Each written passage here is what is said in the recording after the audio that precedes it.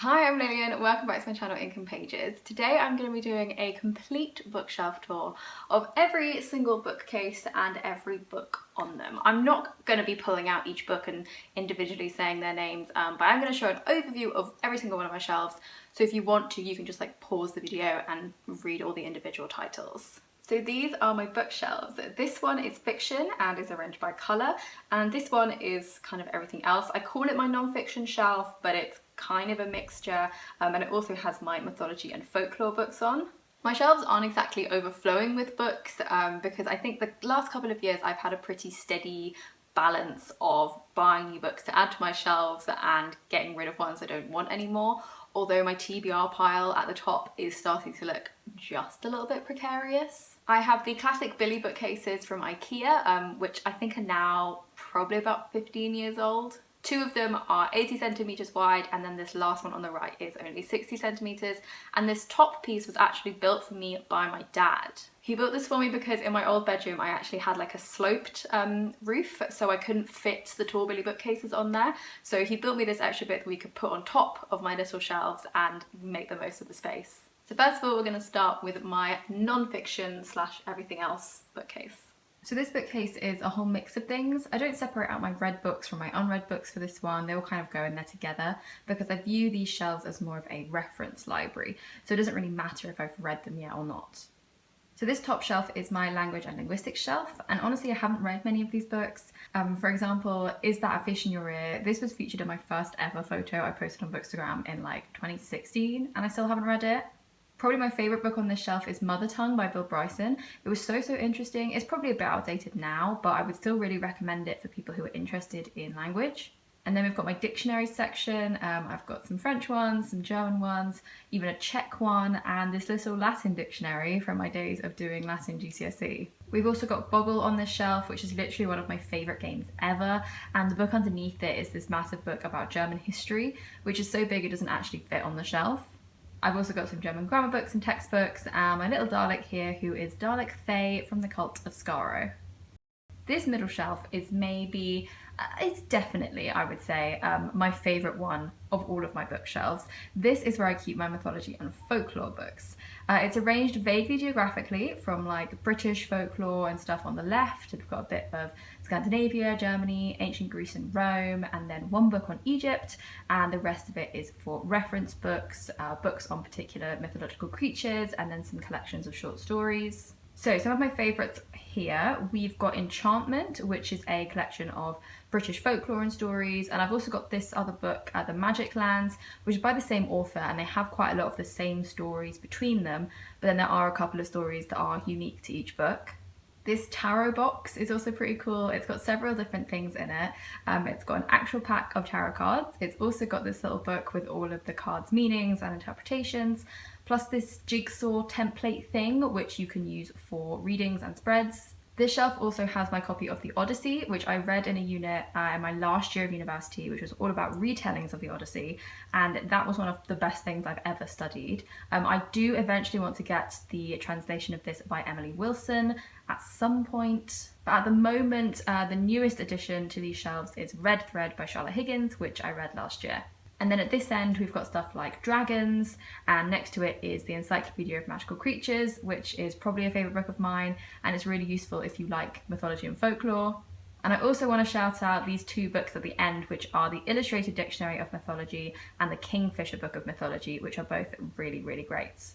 And this is the bottom shelf, which is just all of the random books that don't fit anywhere else.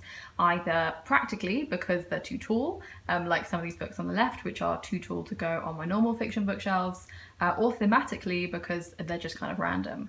So on the left here we have some Tintin books. My favourite is probably Explorers on the Moon. I've got a load of Calvin and Hobbes books as well. These three pieces of book are actually one Calvin and Hobbes book that has completely disintegrated over the years. I've also got the complete Sherlock Holmes, which I've read maybe 2 stories from. We've got some random logic puzzle books, walking guides, insects, birds, and Doctor Who.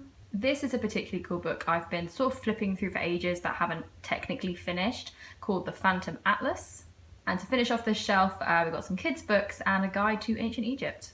Next, we are going to do my fiction shelves. These are obviously organised mostly by colour, and this means there's a really nice mix of genres and authors on each shelf, which I really enjoy. So I'm going to start off by showing you this top section, then we're going to do the bottom left bookcase and then the bottom right one.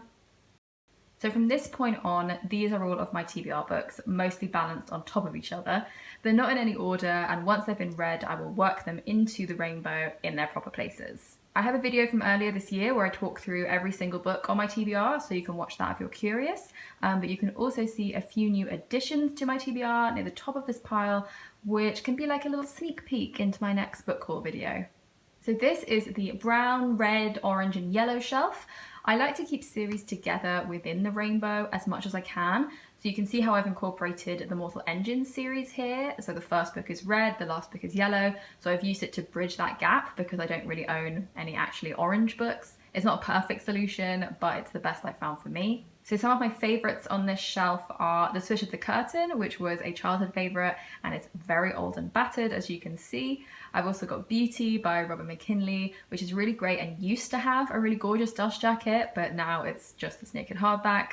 The Song of Achilles is another favourite, and I know it's lots of other people's favourites too, but you know, it really was that good. The Mortal Engines series is also a favourite of mine, and so is The Girl Who Smiled Beads, which is actually one of the best books I read last year, and right next to it is Heimat, which is one of the best books I read the year before. So this is the green and blue shelf. Some of my favourite books here are The House at Riverton by Kate Morton, and also her book The Forgotten Garden, which I also really loved. Right next to them is The Devil in the Darkwater, which is a really good historical fiction murder mystery I read last year and ended up being one of my favourite books. And right next to that is Nimona, which is probably my favourite standalone graphic novel I have ever read. Also on this shelf we have The Humans by Matt Haig, which has the honour of being the very first book I ever read because I saw it recommended on YouTube. And this last book on the end is Mighty Fizz Chiller by Philip Ridley, which is one of my favourite kids' books that I still love to this day. And here are the rest of my blue books. Some favourites here include Touch by Claire North, which is a really good sci-fi thriller. We've got the Fever Crumbs series, which is the prequel series to the Mortal Engines books. And right next to them is Skybreaker by Kenneth Oppel, which is another absolute all-time favourite of mine. We also have The First 15 Lives of Harry August, which is one of the best books I read in 2015, which was the first year I discovered BookTube, and I would love to reread it sometime. And finally, the Lunar Chronicles books, which were the first full series I read and loved because of BookTube. So now we're on to the bottom left bookcase and my purple, pink and white shelf. I don't actually own that many purple books, so this part of the rainbow is a little bit rushed. Some favourites on this shelf include The Best We Could Do by T. Bowie and Cloud Atlas by David Mitchell. Red, White and Royal Blue is another favourite book and I think is pretty beloved all over BookTube. Sissy was my favourite book of 2020 and I would highly recommend it. And The Constant Princess is a book I have loved for a very long time. And at the end we have a couple of Flower Fairy books. This is the one I've owned since I was a little tiny child, and to be completely honest, I think I loved the drawings so much more than the actual poems, which, let's be real, aren't that great. Underneath that we have my black shelf, which, fun fact, is actually the only one of my shelves that is all one colour, because I own a lot of black books. This copy of The Lord of the Rings actually belongs to my dad, but it's absolutely beautiful, so I've snuck it onto my shelves. And this features in my video about my favourite bookish maps. This is all 3 books together. It's got insanely thin paper, and I'm actually listening to the audiobook of The Fellowship of the Ring before I go to sleep each night. I've been listening since November, and it might take me until this November to finish it. We've got Cersei facing out on this shelf because it's gorgeous and I loved it. And at the end here we have the Monstrous graphic novel series, which is another of my all-time favourite series. And at the bottom of this left-hand bookcase is my Harry Potter shelf. It used to be my top shelf in pride of place, but as J.K. Rowling has been demoted in my affections, so has this been demoted to the bottom of my shelves. The truth is, I still love the world of Harry Potter, and this was the first series I ever loved. They're the books that got me into reading and were a huge part of my life for 20 plus years. But the author has proven herself to be, pardon my French, a massive arsehole, and so I've been trying to separate her from my love of the books. So while I'm not going to be getting rid of these books, I can say that J.K. Rowling will not be getting any more money or support from me. And because I know there are lots of people out there who are directly affected by her transphobic and bigoted comments and who don't want to be reminded of the series and its author, I've decided to try and not mention Harry Potter in my videos as much as I can. And as usual, when I am forced to mention this author, I will link some trans charities in the description to this video because fuck her and trans lives are valid.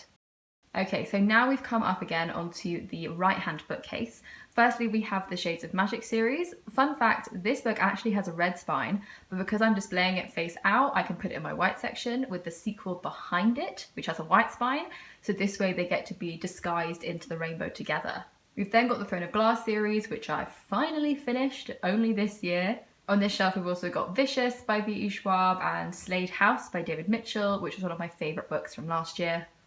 And this next shelf is actually the end of the rainbow. It has my last few black books, and then you can see where the multicoloured series start, which are ones that I didn't want to break up and dot around the rainbow, so now they all come together at the end. I'll quickly shout out Six of Crows, which was my absolute favourite book of last year. And then the Encyclopedia of Early Earth is another favourite, and I actually have the German translation of it as well, which I got for an essay I did at university. And so we come to the very last shelf. Here we've just got the Game of Thrones books, and then this massive book called The World of Ice and Fire, which is all about the world building and history and geography of the series, and I thought was really interesting. And this series is one of my all-time favourite series. It's technically called The Chronicles of Ancient Darkness, but I just call it the Wolf Brothers series, and my favourite book from them is probably Outcast Book 4.